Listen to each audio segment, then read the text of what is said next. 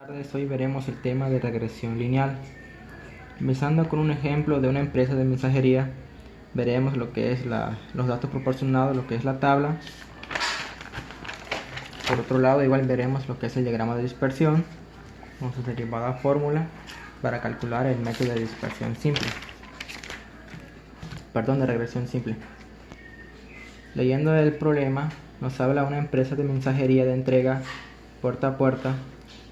Con el fin de mejorar la prestación del servicio, desea establecer la relación que puede existir entre el tiempo empleado y la distancia recorrida para la entrega de determinado producto.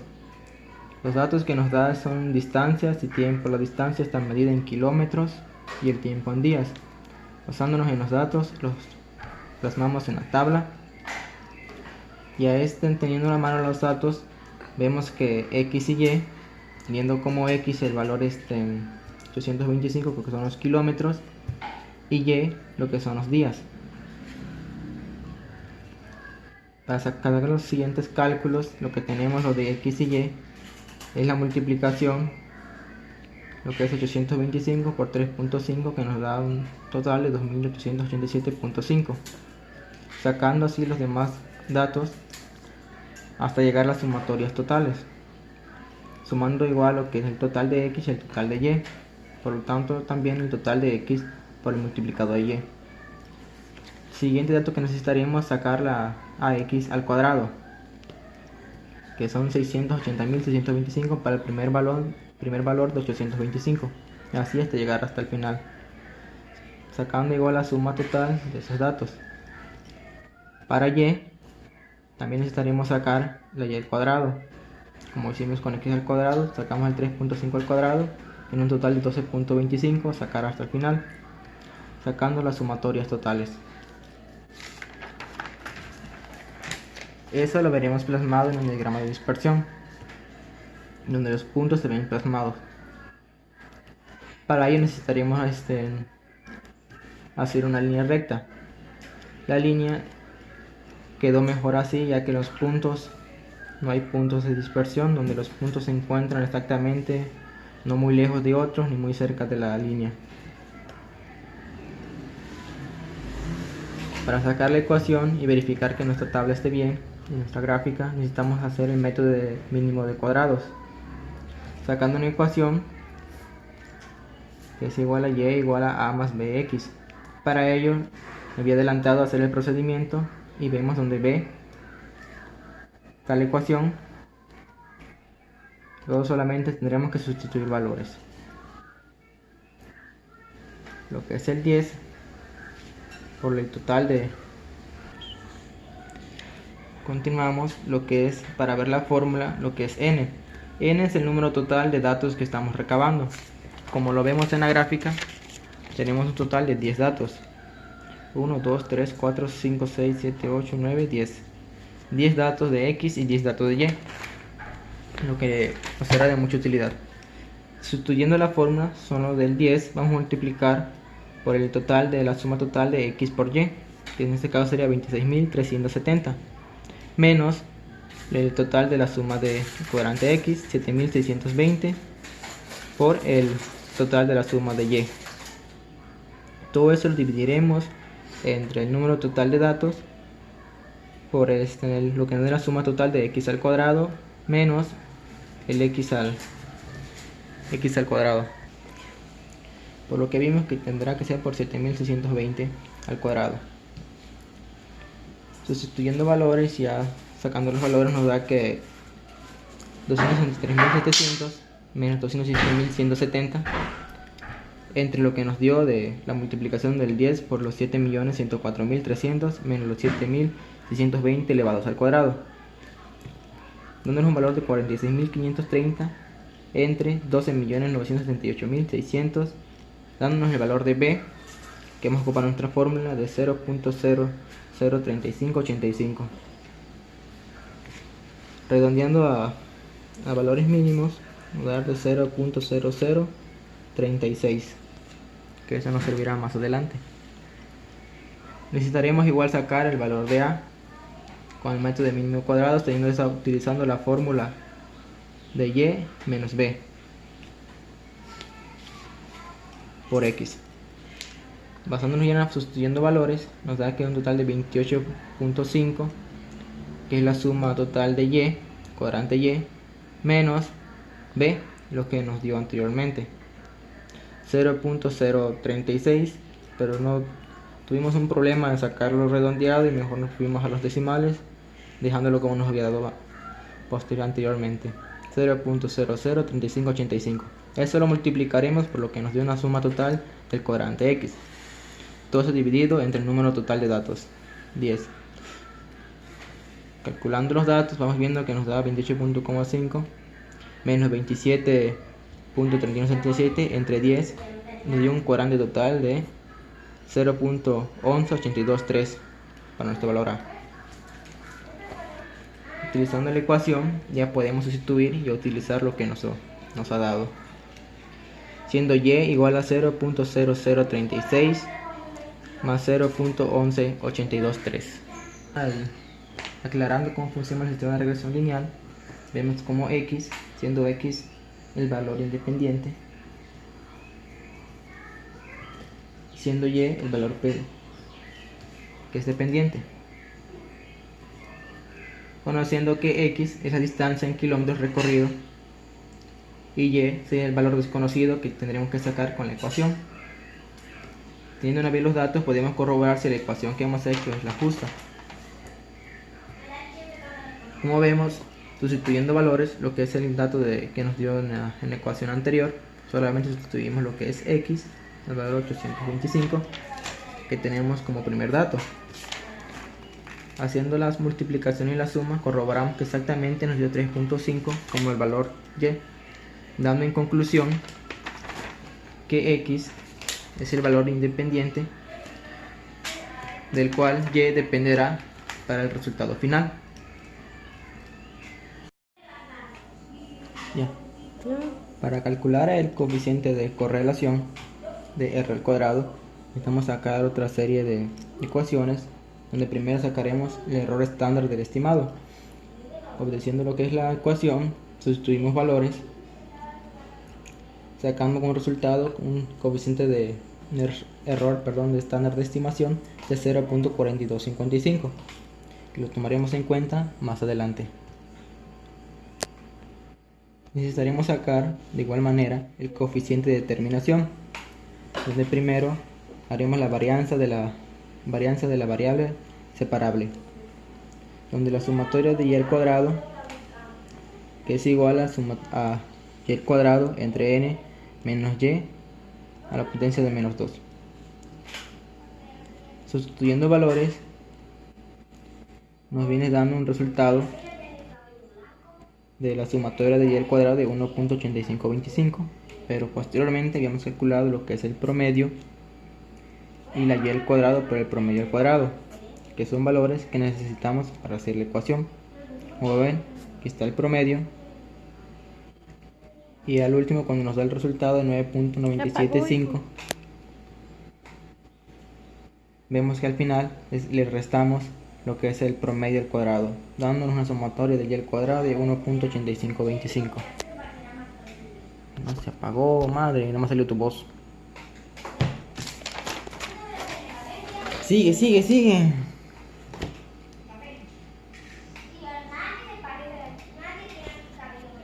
Ahora sí, perdón por los ruidos anteriormente vistos y errores técnicos. Ahora sí, el de correlación. Una vez que hayamos calculado el error de estándar de estimación, que era de 0.4255, ya podemos hacer nuestro valor r al cuadrado. Obedeciendo la regla, sustituimos valores 0.4255 por la sumatoria de y al cuadrado, que ya hemos sacado anteriormente, que es 1.8525,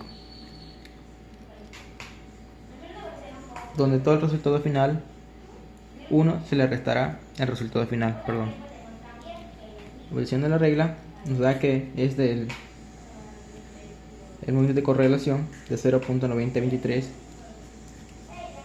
sacándolo porcentualmente, me viene dando de 90.23%, que viene obedeciendo lo que es a la ecuación, donde r al cuadrado es 90 0.9023 como un valor de estimación para el diagrama de dispersión, dándonos como un porcentual de 90.16 porcentual para darnos el resultado final del valor y, que es la dependiente.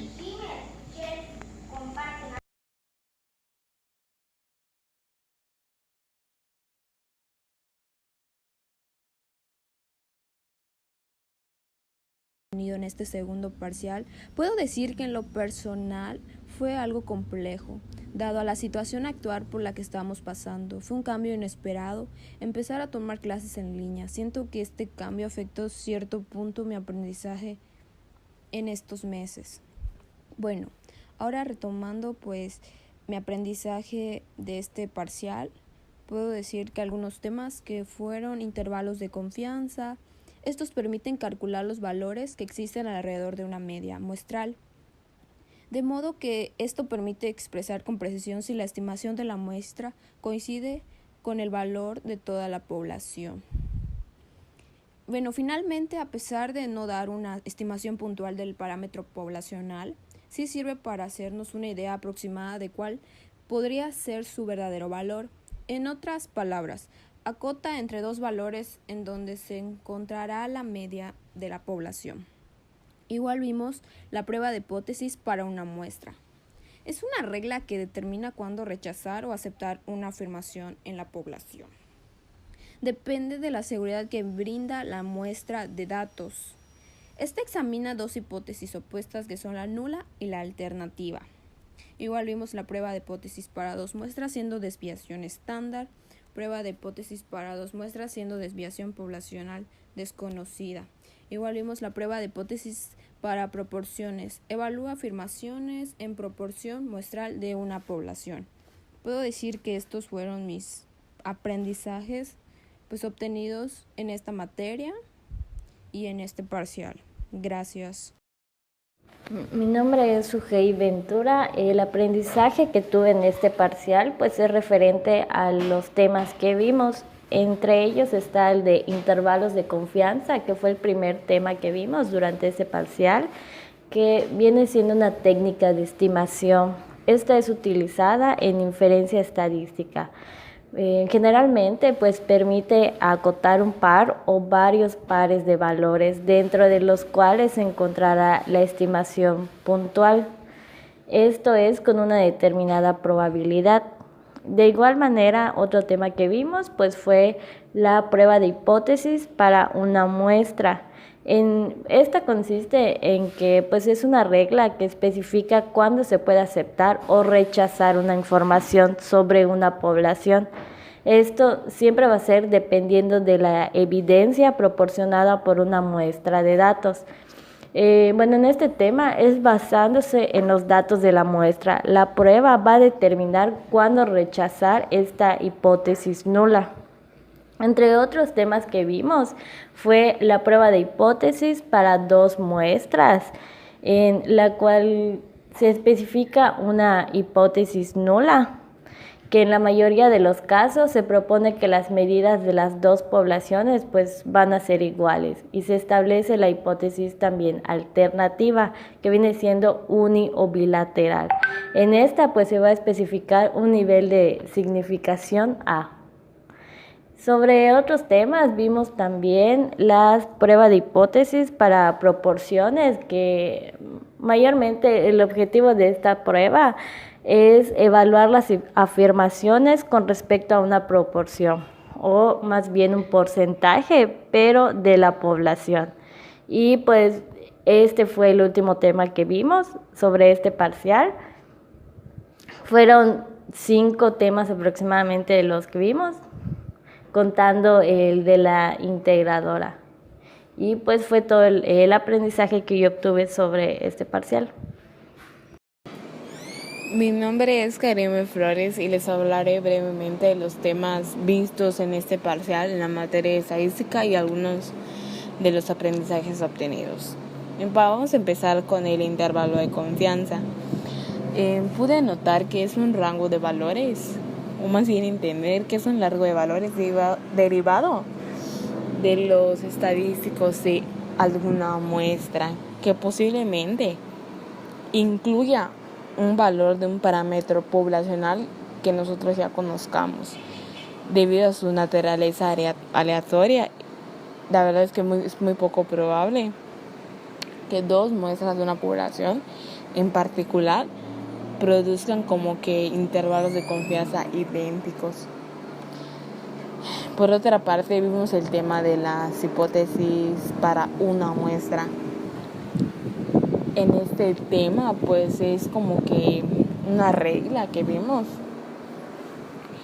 que especifica cuándo se puede aceptar o cuándo se puede rechazar una afirmación sobre una población dependiendo mucho de la evidencia proporcionada por una muestra pues de datos obtenidos. Y ya una vez basándose en los datos de la muestra, la prueba determina, cuándo puede rechazar la hipótesis nula. Igual vimos la prueba de hipótesis para dos muestras, en este caso siendo desconocidas las desviaciones. Y vemos que cuando no se conoce el valor de las desviaciones estándar de las poblaciones, cambia el método de calcular el estadístico de la prueba. Y para ello se empleará la distribución de t-student. En el tema de el mismo tema de pruebas de hipótesis para dos muestras, en este caso van a ser siendo conocidas.